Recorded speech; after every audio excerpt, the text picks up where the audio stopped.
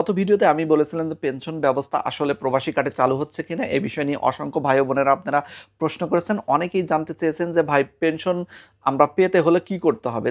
দেখেন ভাই, পেনশন পেতে হলে আমাদের যা করা তা তো আমরা করতেইছি। সেটা হলো আমরা প্রবাস জীবনে অতিবাহিত করতেছি, আমরা কাজ করতেছি, দেশের জন্য রেমিটেন্স পাঠাচ্ছি, এটাই তো আমাদের অবদান। আর কি করতে হবে?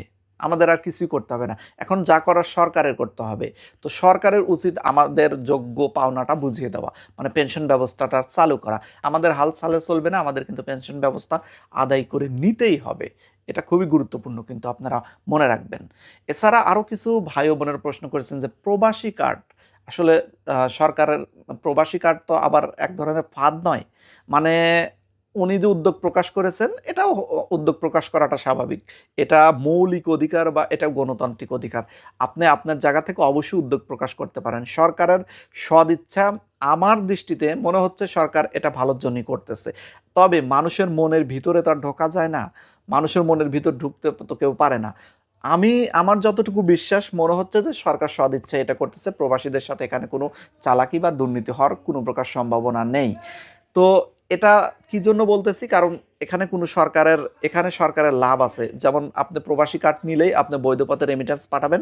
এই রেমিট্যান্সটাই সরকারের লাভ। আপনার টাকা মেরে খেয়ে আপনার টাকা মেরে দেওয়া সরকারের উদ্দেশ্য না। আপনি যে টাকা পাঠাচ্ছেন বৈধ পথে, এটাই সরকারের লাভ। তো এটাই সরকার চায়। আশা করি বিষয়টা বুঝতে পারছেন।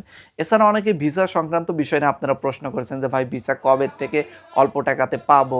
আসলে দেখেন, কবে থেকে পাবেন যেহেতু সরকার নতুন আর এখন পর্যন্ত এটা ডিক্লেয়ার হয়নি। ডিক্লেয়ার হলে আমি অবশ্যই জানিয়ে দেবো। অনেকেই কুয়েত বিষয়ে প্রশ্ন করেছেন যে ভাই কুয়েত সম্পর্কে আপনি ভিডিও বানান না কেন? আসলে ভাই নানান ব্যস্ততার ভিতর থাকি, আগের মতো আর ভিডিও বানাতে সময় পাচ্ছি না। তবে আগামীতে আরও সুন্দর সুন্দর আপনারা ভিডিও পাবেন। চ্যানেলের সাথে থাকেন। যদি আপনারা সহায়তা করেন, আবারও আগের মতো ইনশাল্লাহ কাজ করব। কুয়েতের বিষয়গুলো নিয়েও কাজ করব। কুয়েতের প্রত্যেকটা বিষয় নিয়ে আবার নতুন করে অ্যানালাইসিস করতে হবে। কারণ দীর্ঘদিন কোম্পানিগুলোর খোঁজ খবর আমি রাখি না। যার কারণে আপনারা একটা প্রশ্ন করলে আমি হুট করে বলে দিতে পারি না যে অমুক কোম্পানির ভিসা কবে হবে বা ভিসা হবে না। এটা মিথ্যা কথা বলা হবে। যেহেতু আমি দীর্ঘদিন ধরে এই বিষয়ে ভিডিও বানাই না, যার কারণে এখানে একটা গ্যাপ পড়ে গেছে। যোগাযোগের গ্যাপ পড়ছে বা তথ্য আদান প্রদানের গ্যাপ পড়ছে। এটা আমাদের ধীরে ধীরে কাভার করতে হবে। তবে আপনারা যদি চান, আমি আবারও ইনশাল্লাহ আপনাদের তথ্য দিয়ে সহযোগিতা করার আপ্রাণ চেষ্টা করব। তবে অবশ্যই আমি জেনে তারপর সত্যটা আপনাদের মাঝে বলার চেষ্টা করব। একটু ধৈর্য ধরতে হবে আপনাদের।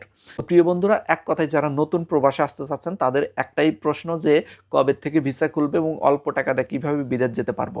এই বিষয়টি নিয়ে আমি জোরালো সরকারের সমালোচনা করি। কারণ শুধু সরকারের না, বাংলাদেশের সিস্টেমের আমি সমালোচনা করি। কারণ বাংলাদেশের সিস্টেম ব্যবস্থা একদম বাজে, একদম খারাপ। এটা পরিবর্তন করতে হবে।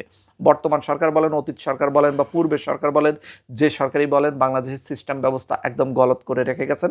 এখানে পরিবর্তন না করা পর্যন্ত সাধারণ প্রবাসীদের বা সাধারণ মানুষ যারা বিদেশে আসবে তারা অল্প টাকাতে আসতে পারবে না।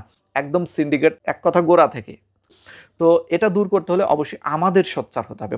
সরকারকে চাপ সৃষ্টি করতে হবে। আমরা কেন 2 লাখ, 5 লাখ, 10 লাখ টাকাতে বিদেশ আসবো? সৌদি আরব যেতে চাইলে 4 লাখ টাকা লাগে, 5 লাখ টাকা লাগে।